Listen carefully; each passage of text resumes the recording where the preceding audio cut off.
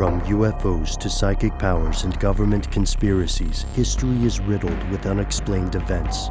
You can turn back now, or learn the stuff they don't want you to know.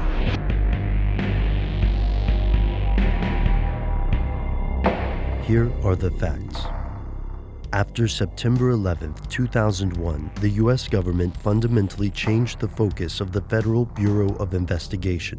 Today, the FBI works to identify the next terrorist attack before it occurs. So far, they've been successful. There has been no large-scale domestic terrorism since 9/11. From the infamous anthrax-laced mail to attempted bombings and funding of Al-Qaeda, the FBI has made numerous counter-terrorism arrests. The tasks involved in such predictive investigations are extremely complex. The FBI relies on cooperation with other agencies and local law enforcement, intense surveillance, and the use of undercover operatives. These tactics are not universally applauded. The FBI's critics have leveled several accusations against the Bureau, but one is particularly troubling.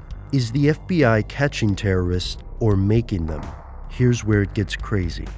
The idea that the FBI is making terrorists isn't so much a conspiracy theory as an ongoing legal argument, and the crux of it hinges on entrapment. So what exactly is entrapment? In U.S. law, people are entrapped when they are persuaded by law enforcement to commit a crime that they would not ordinarily have committed. Entrapment occurs when a sting operation passes the point of investigating a crime and into the business of aiding a criminal act. What should we make of terrorist convictions when FBI informants initiated the contact and provided materials for the crime? The FBI's most controversial terrorist stings involve paid informants. They're tasked with rooting out terrorist activity within the United States, often in the Muslim community.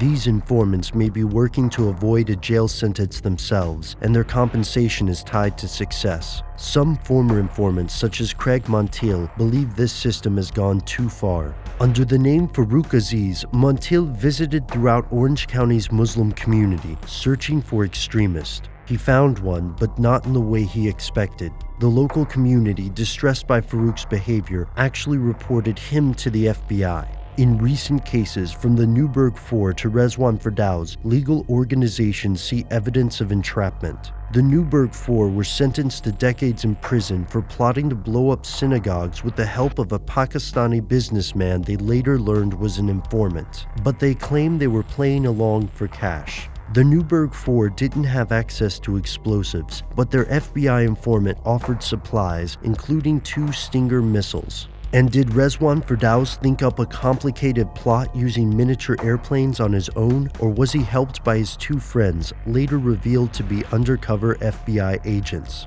Defenders of the FBI tactics, such as Anthony Barkow, argue that accepting offered weapons and agreeing to the act demonstrates a propensity and willingness that can hold up in court. Opponents of the counterterrorism efforts believe the high publicity stings may be little more than attempts to rationalize the Bureau's budget. Since key encounters between informants aren't recorded, the informants are paid per assignment, and the informants have allegedly offered money to their targets. So where does this leave us? Has the FBI crossed the line from preempting attacks to setting them up and only later stopping them? The FBI, for its part, lets the record speak for itself. For more than 10 years, there has not been another attack on the scale of 9/11. To supporters of the current practices, this spells success. But when it comes to the record, especially how these alleged terrorists are convinced to commit crimes, the FBI's critics believe there's something the agency doesn't want you to know.